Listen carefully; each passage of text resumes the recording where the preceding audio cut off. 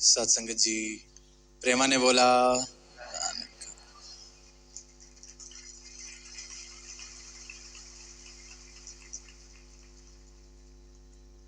आज महाराष्ट्र के 57वें वार्षिक समागम का ये दूसरा दिन,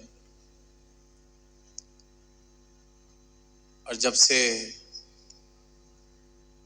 सदगुरु माता जी ने पिछले वर्ष ये इशारा दिया कि अगला महाराष्ट्र का समागम नागपुर की धरती पर होगा, तब से ही जिस प्रकार से उत्साह यहाँ के संतों का हमेशा ही एक मिसाल दी जाती है महाराष्ट्र के संतों की, किस तरह जज्बा है सेवा का, भक्ति का, प्रेम का। तो बखूबी यहाँ भी नागपुर में वैसा ही जज्बा, वैसा ही उत्साह, वैसा ही हर्ष, एक वैसा ही उत्सव हम सब अपनी आंखों के सामने देख रहे हैं। और बहुत ही सौभाग्य है कि इसका भाग बनने का अवसर हम सबको मिला। संतों ने अपनी वाणी से, चाहे गा के चाहे कह के, सुकून अंतर मन का, द पीस विद इन, स्थिरता, परमात्मा, निरंकार, इन सब के ऊपर अनेकों भाव साझे किए।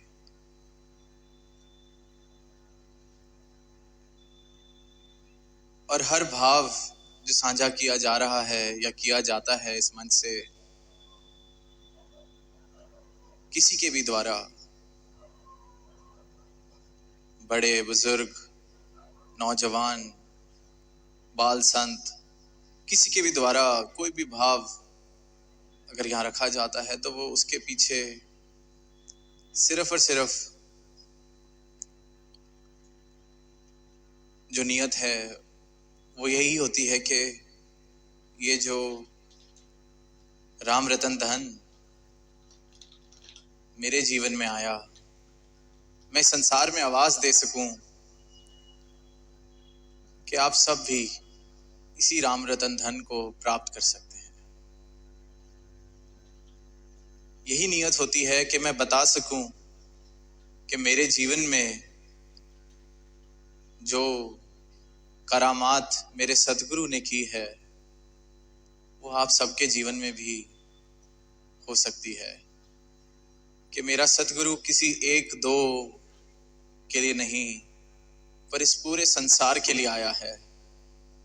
मैं ये आवाज दे सकूं और अपने जीवन से, अपनी इस बात से, अपने अनुभव से हर एक महापुरुष खुद को एक प्रमाण की तरह, एक सबूत की तरह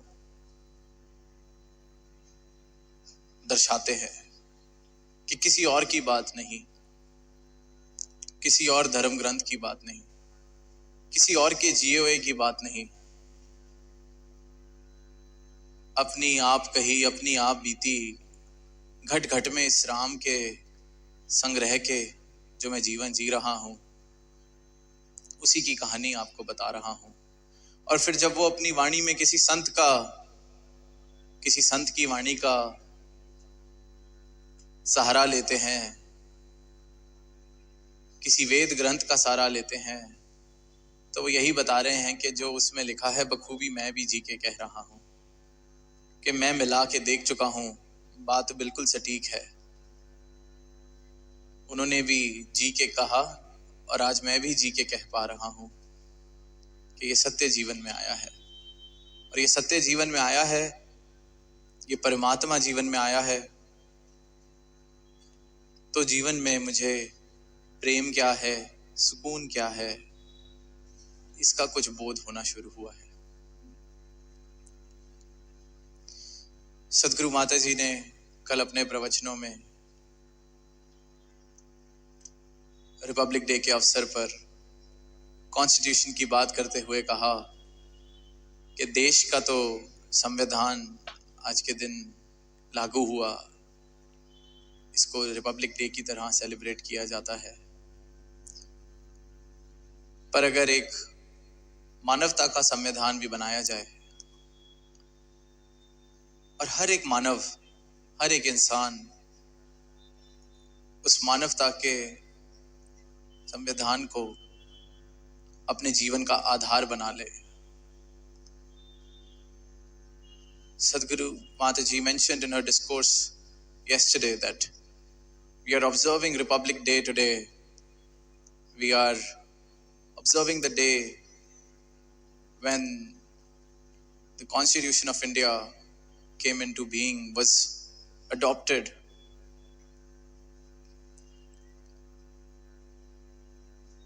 And then Mataji said that may we all as humans, may we all also adopt a constitution of humanity in our lives, which is based on all human values. And may every human may all of us make that constitution the foundation of our lives. A constitution of humanity which talks about love, peace, brotherhood, oneness, a world without walls. And may all those values become the foundation of our lives. And then the world that we see today will definitely be a better place than what it is now. At least my world, the world as I know it. All of us, while we are living in this world, we also have formed our own little worlds, which consist of my own family, my colleagues, my friends.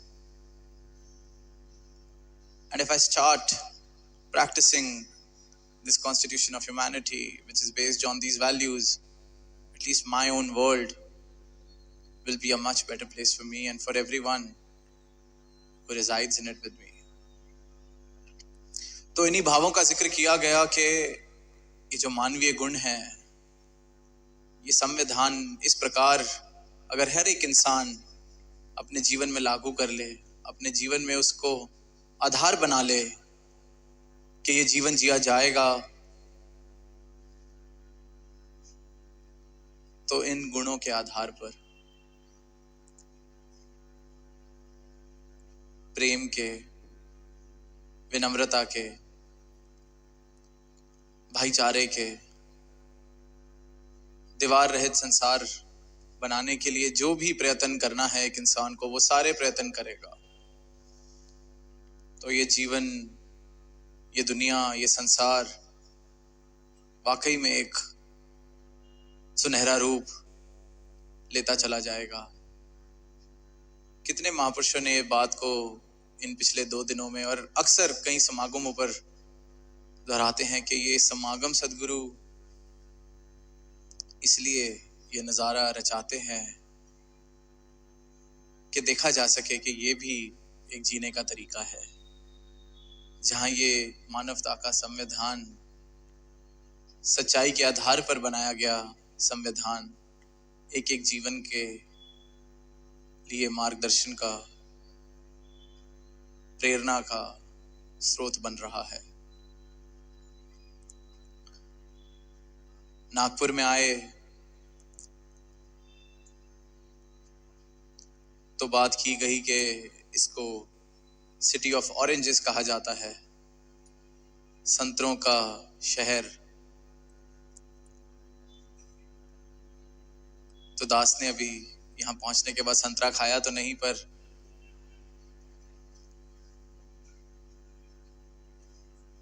अभी हाल ही में सिक्किम में दास संतरा खा रहा था। तो जब यहाँ पहुंचे, सिटी ऑफ ऑरेंजेस सुना, तो भाव यही गया कि संतरे को जब हम देखते हैं तो जो उसका छिलका है हम उसको हटाते हैं, फिर एक एक करके उस संतरे की फाड़ी को खाया जाता है, उसका रस, उसका हम आनंद लेते हैं और फिर उस छिलके को फेंक दिया जाता है और कुछ नहीं रह जाता। तो भाव यही जा रहा था कि इसी प्रकार हमारा शरीर, जो ये स्थूल एक अस्तित्व हमने अपना समझा हुआ है, ये उस छिलके के समान है। जब ये ब्रह्म ज्ञान जीवन में आता है तो पता चलता है कि ये स्थूल शरीर मैं नहीं हूं, I am not this body. और इस बात से हम राब्ता भी कर लेते हैं, मान भी जाते हैं कि हाँ, ये शरीर ने तो जाना है तो वाकई ये शरीर मैं नहीं हूं। तो ये पहला छिलका उस संतरे का उतरता है, फिर वो जितनी फाड़ियां हैं अंदर, वो सारे मेरे मन के जितने भ्रम हैं, अहंकार का कारण, भ्रम का कारण, दूरी का कारण, वैर का कारण, ईर्ष्या का कारण जो बनते हैं, सदगुरु अपनी कृपा से एक एक करके उनको भी हटाता चला जाता है। और फिर जब सब कुछ हट जाता है, जब सारे संतरों की फाड़ियां खाली जाती हैं, तो जो बचता है वही सुकून है और वही इन्होंने हमें हमारे जीवन में दिया है।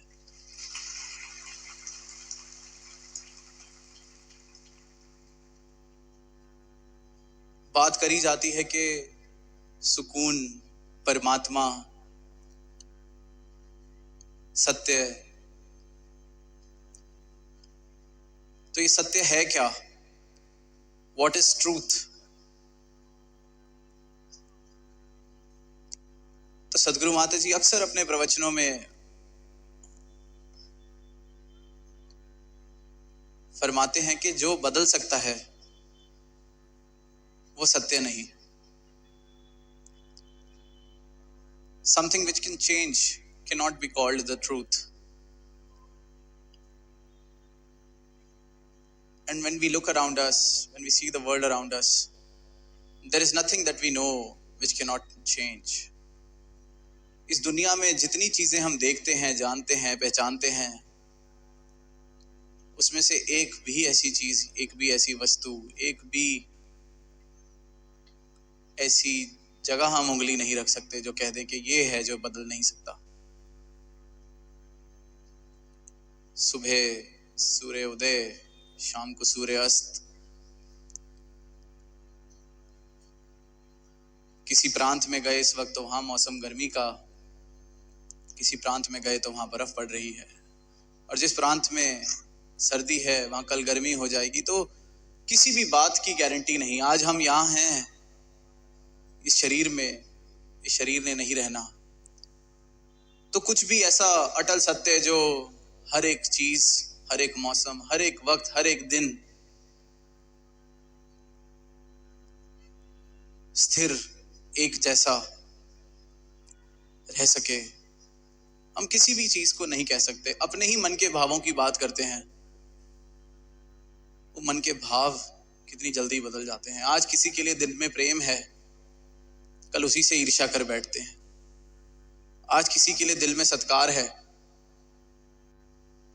कल उसी से ही वैर कर बैठते हैं।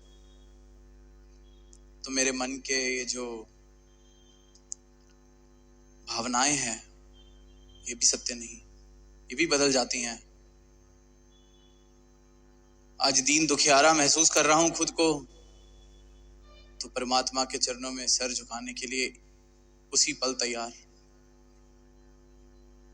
कल जीवन में कोई ऐसा मौका आ गया जहां महसूस करता हूं कि सब मेरे हिसाब से ही चलता है, बहुत बढ़िया चल रहा है, तो उस दिन इस शीश को झुकाना मुश्किल लगता है। फिर मैं बात करता हूं और पूछता हूं कि कहीं ये परमात्मा कुछ करता भी है या होता भी है, इसमें भी बदलाव। तो सत्य सिर्फ उसी चीज को कहा जा सकता है जो हर पल में स्थिर, हर पल में सत्य है।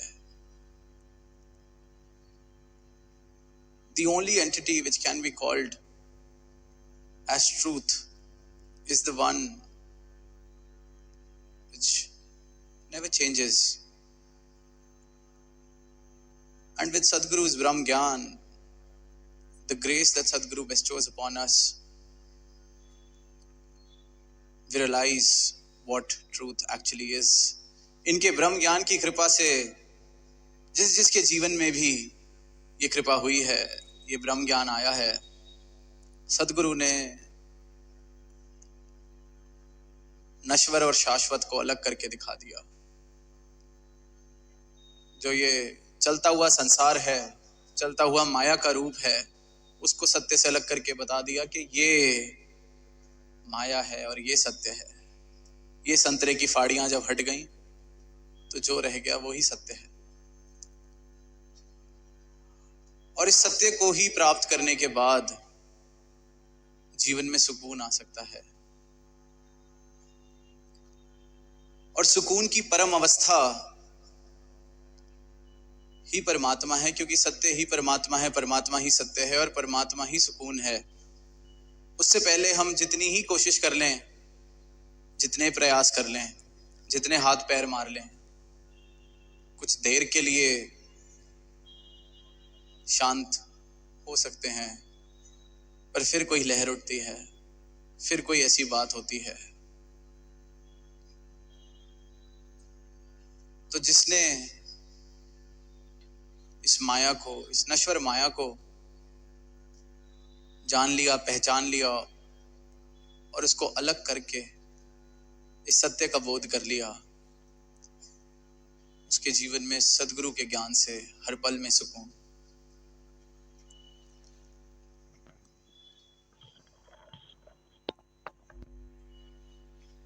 सदगुरु माता जी ने कल कहा कि एकत्व इस परमात्मा के साथ बन जाए तो जीवन में सुकून का अनुभव किया जा सकता है, जीवन में शुक्राने वाले भाव आ जाते हैं। हम कितनी बार उन पंक्तियों को सुनते भी हैं, दोहराते भी हैं कि एक अला जाना, एक अला माना, एक को जानो, एक को मानो, एक हो जाओ। पर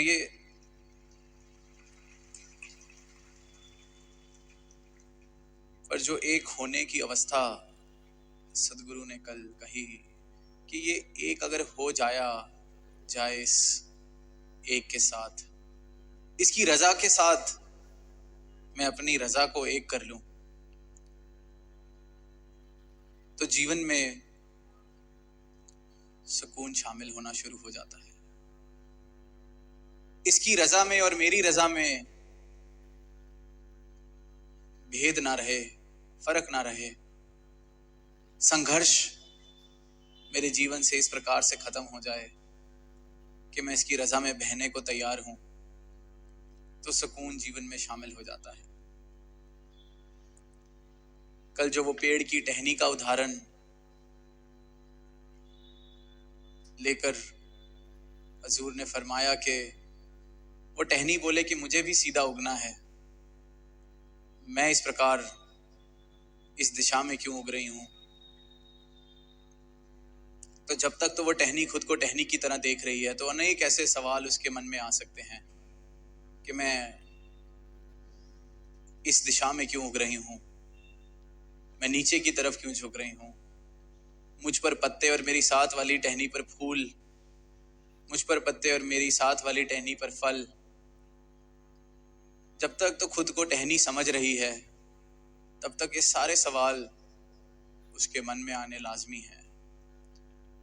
पर जब उसको इस बात का बोध करा दिया जाए कि असल में तू टहनी नहीं, तू पेड़ ही है, तेरा अस्तित्व टहनी का नहीं, इस पेड़ का ही है, तो ये बोध उसकी सारी इन शंकाओं को, सारे इस देखने के नजरिए को बदल देता है कि मैं टहनी की तरह जीवन जी रही थी, पर अस्तित्व मेरा विशाल, कितना विशाल, मैं पूरे का पूरा पेड़ ही हूं, मैं पेड़ से अलग थी ही नहीं। और यही इंसान की हालत है। हम अक्सर वो बूंद और सागर की बात करते हैं कि बूंद सागर में मिल जाए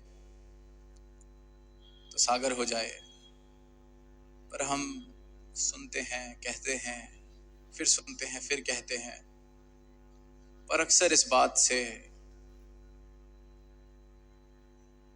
अपने जीवन को संचालित नहीं कर पाते। जीवन की जो मेरी गाड़ी चल रही है उसमें इस बोध को शामिल नहीं कर पाता। आज अष्टवक्र गीता का सहारा लेते हुए बच्ची ने कहा कि द्वैत ही दुख का मूल है।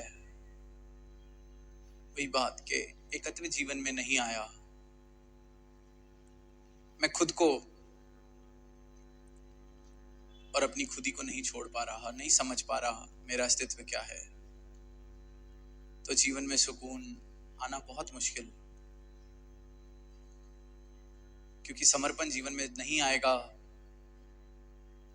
तो एकत्व भी नहीं आ सकता। एकत्व जीवन में नहीं आएगा तो जीवन में शिकवा, दरार, संघर्ष, इस परमात्मा के साथ ही संघर्ष में करता चला जाऊंगा।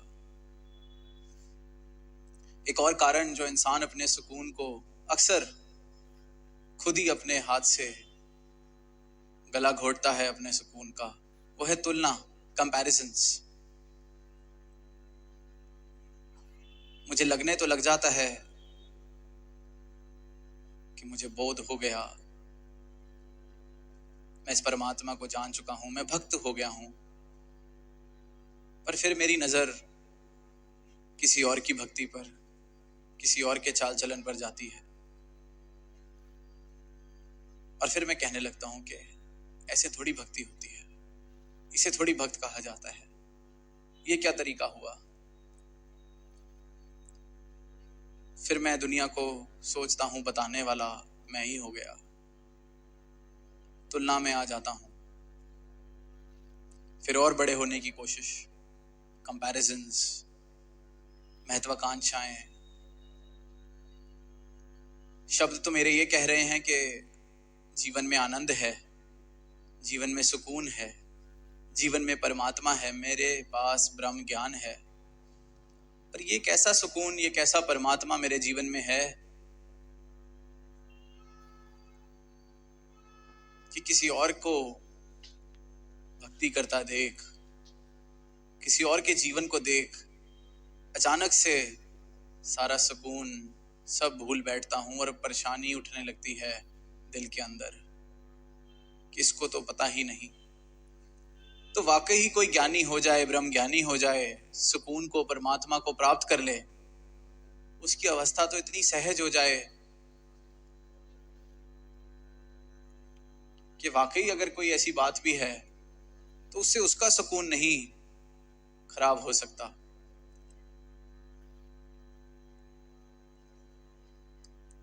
ऐसे ही राजा जनक के जीवन के बारे में जब पढ़ते हैं तो एक कहानी आती है कि एक बहुत विद्वान, बहुत ज्ञानी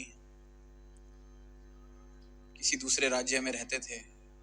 जब उनको पता चला कि राजा जनक की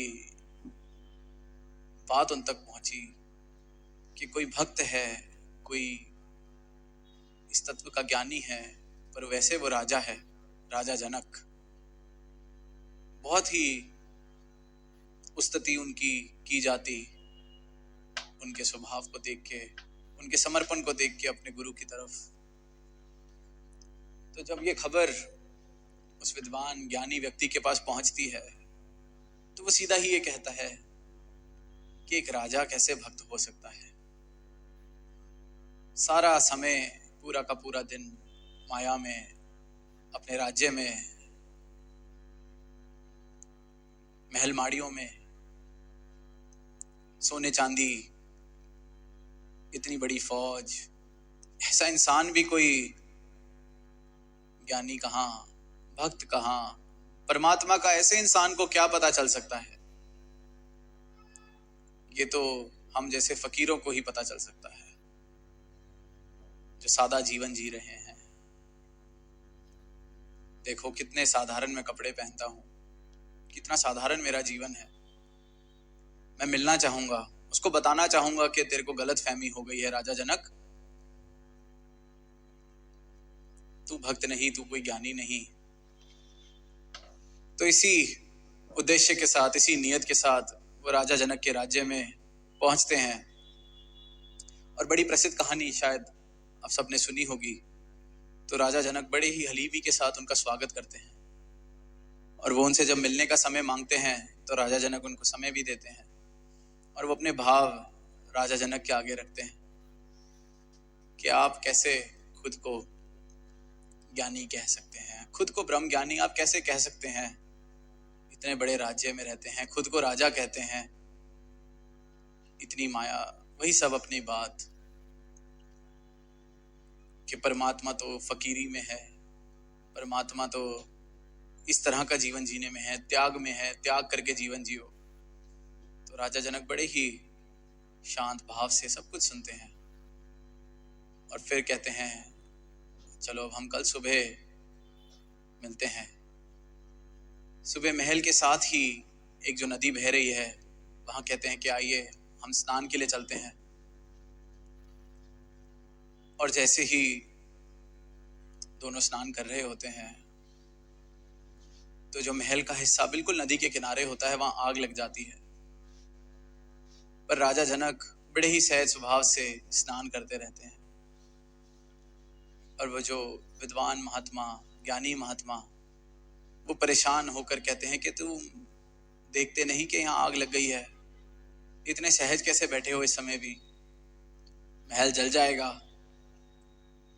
तो राजा जनक बड़े ही सहज भाव से अपना स्नान उसमें लगे हैं। पर वो जो पंडित, वो जो ज्ञानी, वो जो विद्वान महात्मा, वो दौड़ कर जाता है और वहां अपना धोती कुर्ता जो पड़ा है उस जमीन पर वो उठाता है कि मेरी धोती और कुर्ता जल जाएगी, तेरे को अपने महल की नहीं पड़ी। तो राजा जनक हंस के बाद में बस इतनी सी बात कहते हैं कि वो आग भी मैंने लगवाई थी, क्योंकि बात इस बात में नहीं कि किसके पास कितना है, जिसके पास जो है और जो नहीं है उस इंसान का उसके प्रति नजरिया कैसा है। क्या मिट्टी को मिट्टी समझता है या अभी भी उसको सब कुछ समझता है? जिसको ये बोध हो गया कि ये माया है, नश्वर है, मिट्टी है, फिर मिट्टी के चाहे ढेर लगे हों आसपास या सिर्फ एक पोटली में मिट्टी हो, तो क्या फर्क। तो राजा जनक ने कहा कि मेरे गुरु ने जो मुझे ज्ञान दिया है उससे तो मैं यही सीखा हूं और यही सत्य है कि मिट्टी के चाहे महल हों, मिट्टी के जो मर्जी हो, जितना मर्जी हो, मेरा रस उसमें से खत्म हो चुका है, पर आपका अपने धोती कुर्ते में से रस अभी खत्म नहीं हुआ था।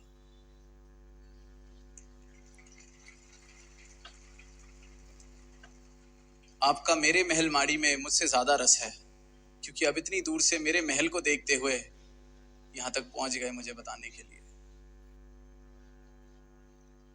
तो ये जो तुलना है कि भक्ति कैसे करी जा सकती है, क्या होता है, भक्ति करने का एकमात्र तरीका देश काल ते समय मुताबिक सदगुरु जी में चलाता है। वक्त का पैगंबर, वक्त का सदगुरु जो कह दे उसको अपने जीवन में लागू कर लेना, वैसे ही अपना जीवन जी लेना भक्ति है, वही समर्पण है। और जिसके जीवन में ये भक्ति, ये समर्पण आ जाए, ऐसा हो ही नहीं सकता कि उस जीवन में सुकून की सुगंध ना आए, सुकून बस ना जाए। और सदगुरु जब ब्रह्म ज्ञान देते हैं तो ये परमात्मा से जब मिलवाते हैं, दर्शन कराते हैं इस परमात्मा के, सत्य के, इस विराट स्वरूप के, तो वो बात भी हम अक्सर सुनते हैं कि शाहरग से भी नजदीक जो परमात्मा है उसके मैं दर्शन कर लेता हूं। पर उससे पहले वाली जो अवस्था है वो जो लिखी गई है कि कस्तूरी कुंडल बसे मृग ढूंढे बन माही, ज्यों घट घट में राम है दुनिया देखे नाही।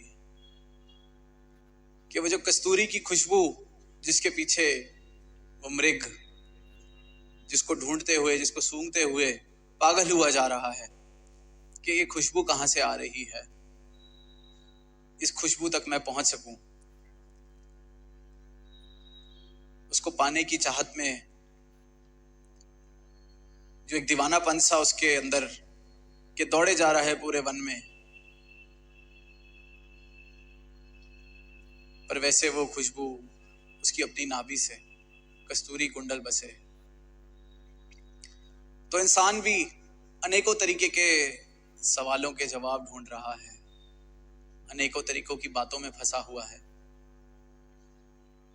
खुद की तरह तरीके की, ये जो चाहे वो बुद्धि की शांति के लिए उसको कुछ चाहिए, चाहे मन की शांति के लिए कुछ चाहिए, चाहे धन, चाहे कुछ भी, इसको ढूंढ रहा है कि कोई सुकून से मैं अपना जीवन जी सकूं। तो वो सुकून सदगुरु जब अपना ब्रह्म ज्ञान देते हैं तो पता चलता है कि कुछ कस्तूरी कुंडल बसे। ये तो हर पल मेरी अपनी सच्चाई से मैं वंचित था, अपनी सच्चाई का मुझे बोध नहीं था। अपनी सच्चाई को जान लिया कि मैं हूं कौन, मैं क्या हूं, तो सुकून उसी पल मेरे जीवन में शामिल। तो वही बात जो एग्जीबिशन में भी देखने को मिली कि नागपुर को 0 माइल कहा जाता है, कि ये माइलस्टोन है जिसको 0 माइल की तरह, कि यहीं से सब सेंटर पॉइंट की तरह। तो अपने जीवन में भी जब 0 माइल पे पहुंच गए, इधर उधर दौड़ना छोड़ दिया, तो 0 माइल पे सुकून मिल जाता है।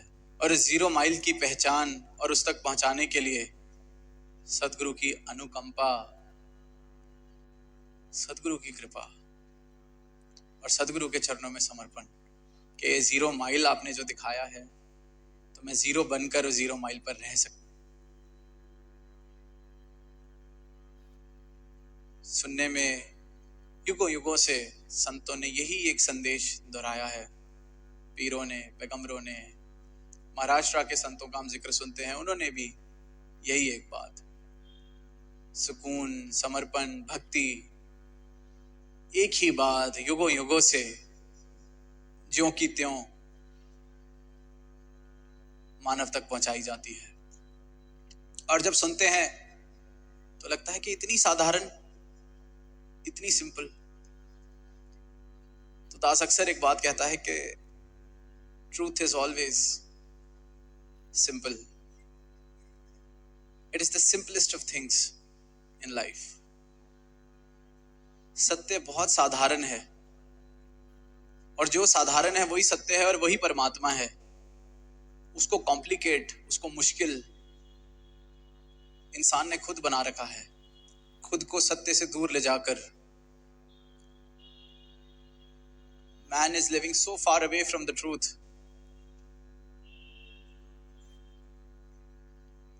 living in complexities created by his own mind, by the society that he lives in.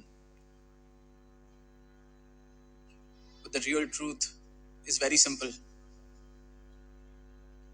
And although it is very simple, still it is the most difficult thing to understand and live. चाहे सत्य जितना भी सरल और साधारण है, उतना ही मुश्किल इसको अपने जीवन में उतारना, उतना ही मुश्किल इसको जीना। और इसी मुश्किल को हल सदगुरु कर देते हैं। हर मुश्किल दा हल सदगुरु है। कल भी सदगुरु सी, आज भी सदगुरु है। एक एक मुश्किल, इतनी साधारण सी बात को मनुष्य ने अपने लिए इतना कॉम्प्लिकेट, इतना मुश्किल कर लिया है। खुद उलझ के बैठ गया है अपने बनाए हुए जाल में। मकड़ी जैसा हाल है। उसको लग रहा है कि मैं बहुत सुंदर माया अपने इर्द गिर्द इकट्ठी कर रहा हूं, जिस प्रकार मकड़ी बड़े सुंदर तरीके के वो जाल बनाती है। उसको नजदीक से देखो तो लगता है किसी कारीगर का काम है। इतनी इंट्रिकेट, इतनी कुशलता से उस जाल को बनाया जाता है, फिर उसमें ही फंस जाती है। और यही काम जो हमें लगता है कि कमाल करे जा रहा हूं मैं, इतना सुंदर अपने आसपास संसार खड़ा कर दिया है, कमाल। और इस सुंदर संसार में ही फंस के रह जाता हूं। और अंत समय जब समझ आता है कि तो झूठ में ही फंस के रह गए, मूर्खता भरा जीवन जीते रह गए। सत्य तो इंतजार कर रहा था कि मैं अपनी आंखें खोलूं उसकी तरफ। कल फरमाया सच्चे पातशाह ने कि जब जागो तभी सवेरा। इस बात को हम सुनते हैं फिल्मों में, बातों में, किताबों में। किसी भी काम के लिए कुछ भी करना हो तो जब इंसान जाग जाए तभी सवेरा। और फिर कहा कि ये परमात्मा का सवेरा तो हर पल चढ़ा हुआ है। किसी चीज की देरी है या इंतजार है तो अपनी आंख खोलने की। तो ये परमात्मा का सूर्य उदय जो कभी अस्त नहीं होता, हमेशा चढ़ा हुआ है। बस रास्ते से धुंध को हमें हटाना है, और वह धुंध अपना ये जो माया रूपी चश्मा है उसको उतार के, ये जो आंख मैंने बंद की हुई है इस सत्य के सूर्य की तरफ, उसको बंद करके, उसको खोल के इसको प्राप्त किया जा सकता है। तो अंत में दास यही अरदास करेगा कि जो सदगुरु का ब्रह्म ज्ञान बहुत ही सहज में हम सबके जीवन में, हम सबकी झोली में आया है, ये हम सबके जीवन में भी उतने सहज में आ सके। और ये जो सुंदर रूप, भव्य नजारा महाराष्ट्र के समागम का नागपुर में बना है, तो सभी संतों को, सभी महात्माओं को इसकी बहुत बहुत मुबारक।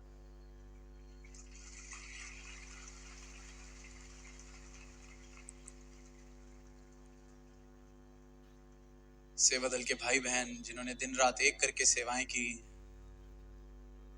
और महापुरुष जिन्होंने अपनी अपनी जैसी जैसी सेवा सदगुरु ने उनको बख्शी हुई है बखूबी सबने निभाई, तो आज ये नज़ारा बना है। और ये समागम तो इनकी कृपा से होते ही रहेंगे और विशाल होते रहेंगे।